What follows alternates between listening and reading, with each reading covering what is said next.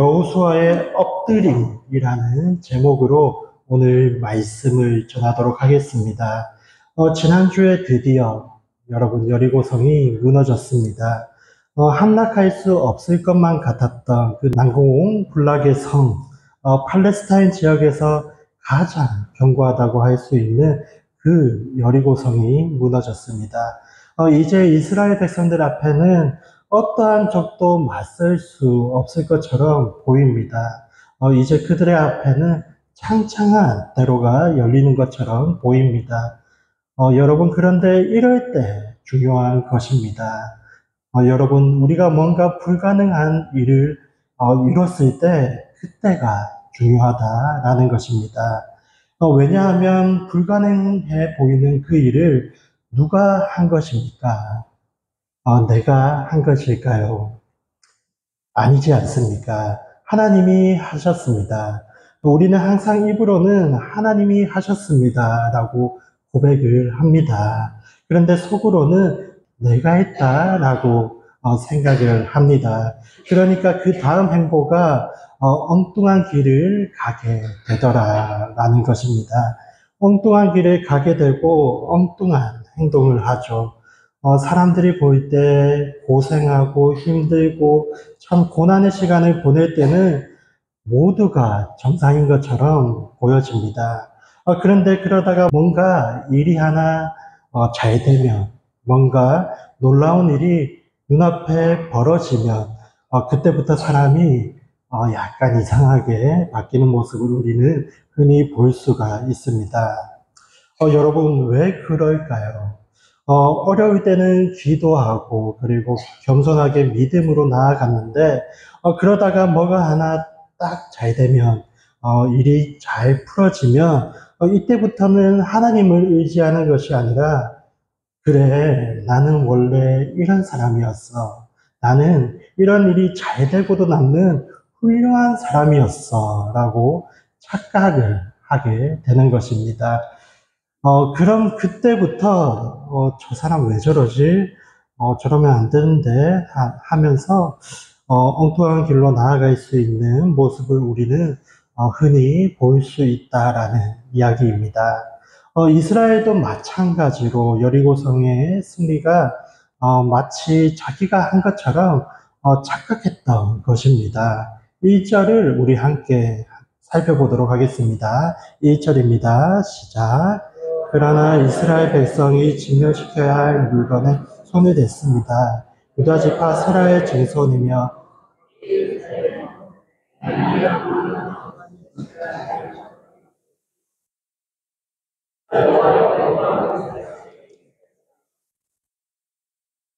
네, 7장을 시작하면서 이제 분위기가 확 바뀝니다.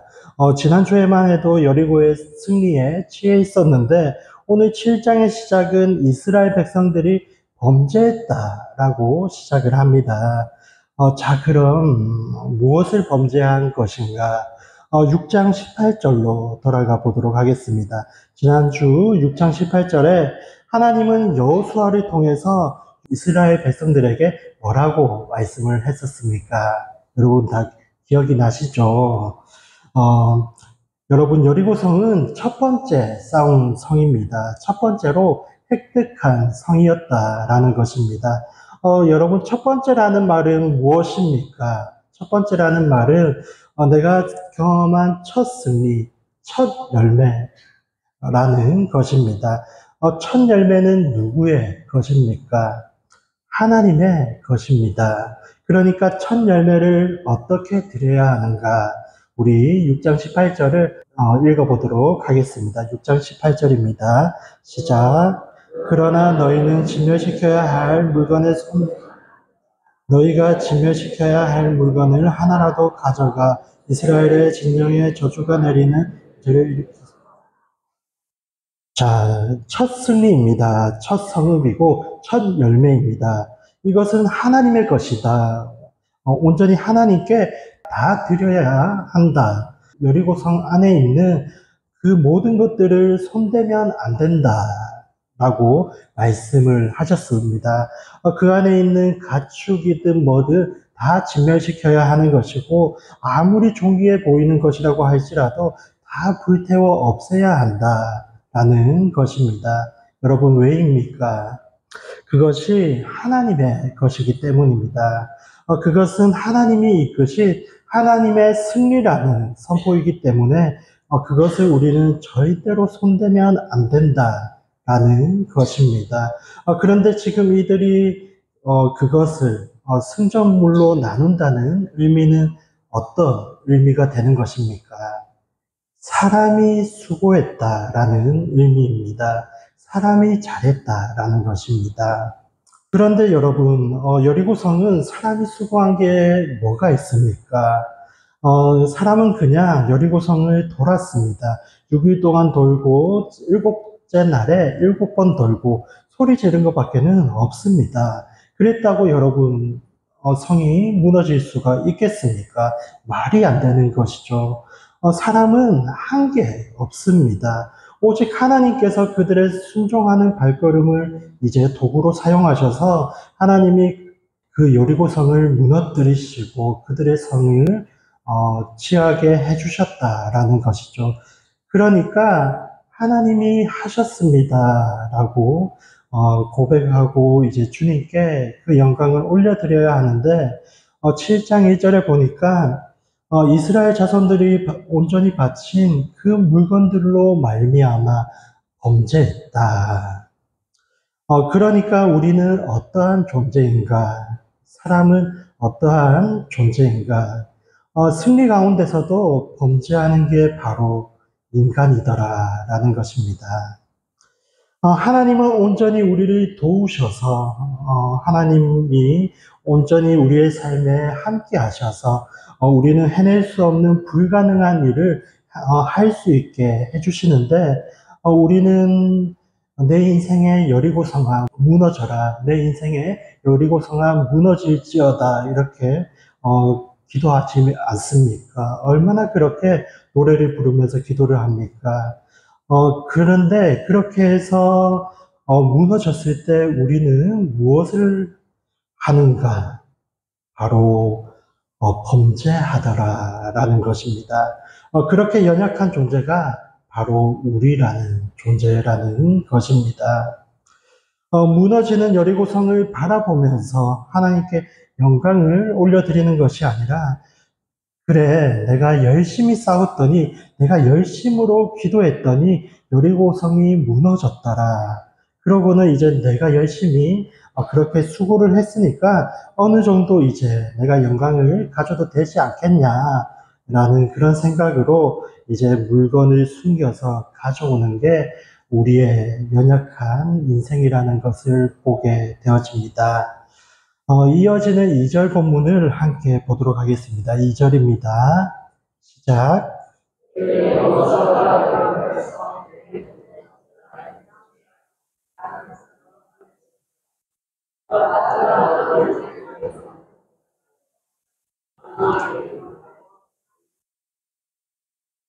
여호수아가 지금 자기의 사명을 어떻게 감당을 하고 있습니까? 자기가 잘하는 것을 하고 있습니다. 자기가 잘하는 것.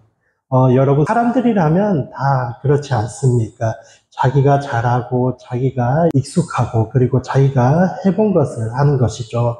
그러니까 여호수아는 정탐꾼 출신이니까, 정탐하는데 능합니다. 정탐하는데 아주 능력이 있습니다. 그래서 자기도 이제 가데스 바네아에서 헤브론으로 떠났던 12 정탐꾼 중에 한 명이었고, 그리고 여리고성을 정탐할 때도 어떻게 했습니까?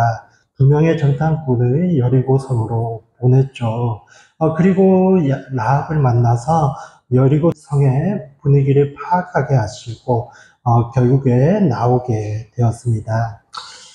오늘도 아이성과 싸우기 전에 아이성은 비록 작은 성이지만 여호수아는 그전과 똑같이 정탐꾼을 보냅니다. 내가 잘하는 것, 내가 하던 대로 그리고 내 사명을 감당하고 여러분 이렇게 하나님의 일을 섬기는 것은 신앙생활에 있어서 아주 잘하는 것입니다. 그런데 지금 여호수아의 문제는 무엇입니까? 정탐꾼을 보냈는데 지금 무엇을 하지 않았습니까? 바로 기도를 하지 않았더라 라는 것입니다. 그러니까 하나님께 묻지 않았더라 라는 것입니다.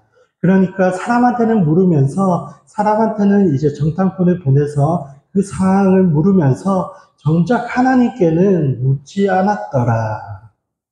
여러분, 이게 여호수아의 교만이었고 여호수아의 실수였고 여호수아의 실패였습니다. 우리도 살아가면서 내가 잘하는 것 의지합니다. 난 늘 잘해왔으니까 내가 하면 평균 이상은 하니까 어느 정도 결과는 늘 나왔으니까 우리는 내가 잘하는 것을 의지하고는 이제 마음을 놓습니다. 그런데 그 순간 이제 실수를 하는 것입니다. 왜 그렇습니까? 하나님을 놓치면 하나님을 잊어버리며 그 앞에 엎드리지 않으면 우리의 생각과 우리의 하던 대로 하면 거기서 무너지는 것이더라 라는 것입니다. 계속해서 3절에서 5절까지의 말씀을 우리 한번 읽어보도록 하겠습니다. 3절에서 5절입니다. 시작. 그들이 여호수아에게 돌아와서 그에게 보고했습니다. 모든 백성들이 다 올라갈 것 없이 2천에서 3천 명만 올라가 아이를 치게 하십시오. 모든 사람을 그리로 보내지 마십시오. 그들의 수가 적기 때문입니다. 그리하여 3천 명이 올라갔습니다. 그러나 그들은 아이 사람들 앞에서 도망치고 말았습니다. 아이 사람들이 이스라엘 사람 6명을 죽이고는 성문 앞에서 스바림까지 쫓아가 비탈길에서 사람들을 쳤습니다. 그러자 백성들의 마음이 노르같이 됐습니다. 여러분, 아이 성은 굉장히 작은 성입니다. 그러나 성을 공격하는 일이, 성을 점령하는 일이 과연 쉬운 일일까요? 매우 어려운 일이었을 것입니다. 아무리 소수라고 해도 성을 공략하는 것은 매우 어려운 일입니다. 그러니까 소수라고 얕보았다가는 큰 일이 일어나는 것이죠. 그런데 정탐꾼도 여호수아도 아이 성을 얕보았습니다. 여러분, 왜 얕보았을까요? 여리고성의 승리에 취해 있었기 때문이었습니다. 우리가 여리고 같은 큰 성도 무너뜨렸는데 아이 같은 작은 성 하나 무너뜨리지 못하겠냐, 이렇게 생각을 했던 것입니다. 그런데 착각과 오해는 무엇이었을까요? 그 여리고성과 그 모든 것을 내가 무너뜨린 게 아닌 것을 까먹은 것입니다. 여리고성을 그들이 무너뜨린 것이 아니라 여리고성은 그들이 활을 한 번도 쏘지도 않았고 그리고 창을 한 번도 던지지 않았는데 하나님께서 무너뜨리신 것을 그들은 착각하고 오해해서 아이 성도 저절로 무너지겠지라는 생각을 한 것입니다. 기도하지 않고 하나님께 구하지도 않고 하나님의 언약을 받지도 않고 그들은 무모하게 도전을 했다가 아이성에서 큰 패배를 경험하게 되고 이제 36명이 죽게 됩니다. 하나님께 기도하지 않았던 것, 하나님께 묻지 않았던 것, 여러분, 이것이 바로 여호수아의 교만이었고 여호수아의 실수였고 여호수아의 실패였더라라는 것입니다. 완벽히 실패한 여호수아. 이제 여호수아는 어떻게 해야 할까요? 이대로 무너지고 여느 성경에 나오는 실패한 성경의 인물들처럼 한때 위대하게 쓰임 받았지만 비참한 말로를 맞이하게 되는 성경의 많은 인물들처럼 조용히 역사의 뒤로 사라져야 하는 것일까요? 자, 이제 실패하고 교만했던 여호수아의 위대함이 등장을 합니다. 여호수아는 하나님이 세우신 모세를 이어가는 리더인 것이죠. 그 위대함이 바로 6절에 나타납니다. 6절을 우리 다시 한번 읽어보도록 하겠습니다. 6절입니다. 시작.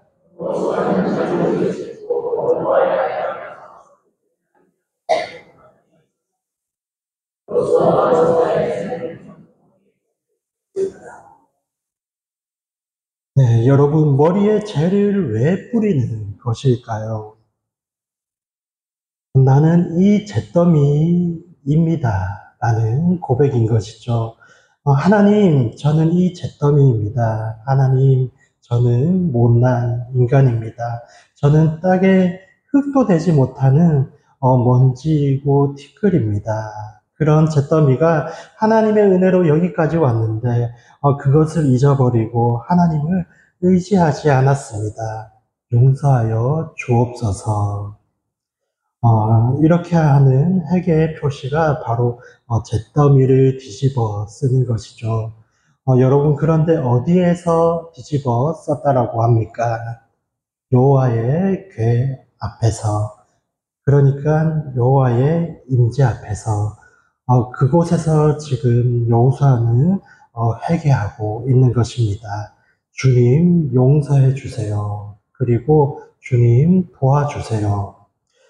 그 기도가 7, 8, 9절까지 이어지는데 여호수아의 마음이 너무 아픕니다. 현실이 너무 괴롭습니다.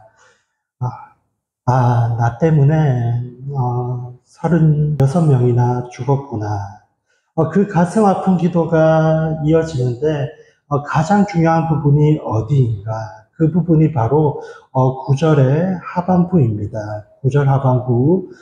주의 위대하신 이름이 어떻게 되겠습니까? 이것이 바로 7, 8, 9절의 기도의 마무리인데 세 절의 기도에 이어지는 기도 가운데 가장 중요한 부분이 바로 이 부분입니다. 여러분 왜겠습니까?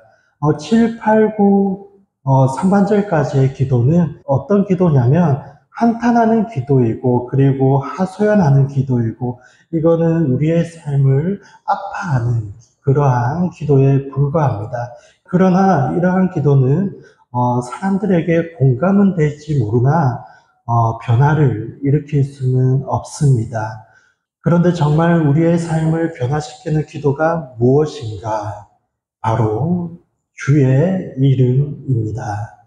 주의 위대하신 이름. 하나님, 여기서 우리가 만약 다 죽으면, 이렇게 패배하고 모든 게 다 끝나버리면 하나님의 이름이, 하나님의 명성이, 하나님의 위엄이 땅에 떨어질까 겁이 납니다.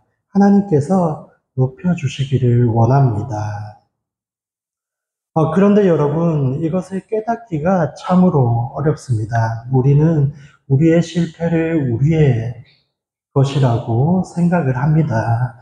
그런데 우리의 실패는 우리의 것이 아니라 하나님의 이름에, 하나님의 명성에 해를 가하는 것입니다.